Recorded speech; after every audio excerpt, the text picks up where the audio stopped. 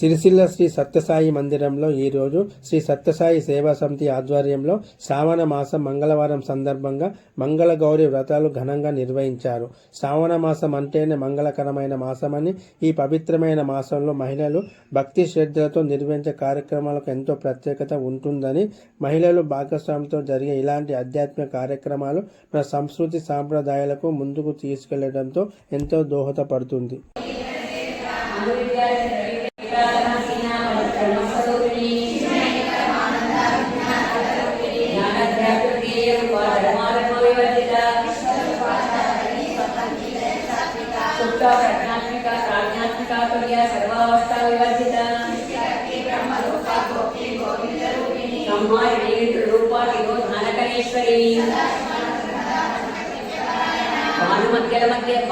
మండల మధ్యస్థ భైరవీ భగవాని సీమంత సింధూరి వారాబ్దూరిక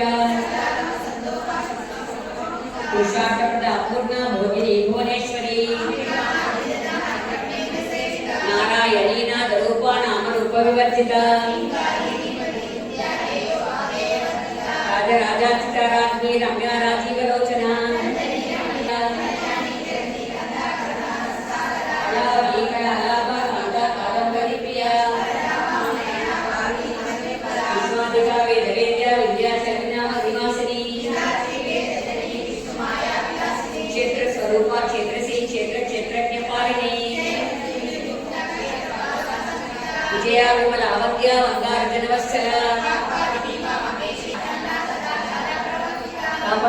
సంతప్త సమాహ్లాదన చంద్రిక పుష్పలక్షార్ధాచిదేకర స్వరూపిణి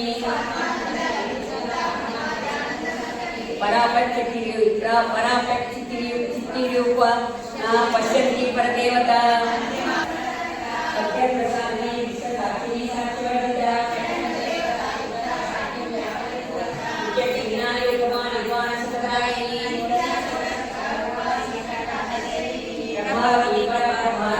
ప్రసిద్ధ పరమేశ్వరి వివిధాకార విద్యాస్వరూపిణి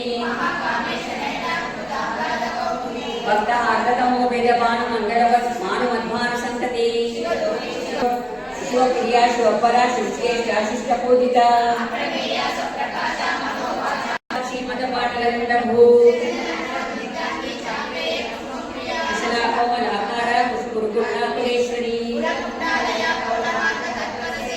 కుమారగణ నాథాంబ తుష్టి పుష్టిర్మతిధృతి తేజోవతి త్రినయన లోలాక్షి సుంఖీనన్ని శుభ్రు శోభనాసురనాయక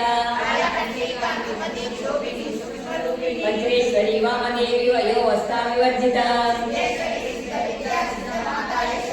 విశుద్ధి చక్ర నిలయ రక్తవర్ణా త్రిలోచన. ఓం శ్రీ సాయిరామ్.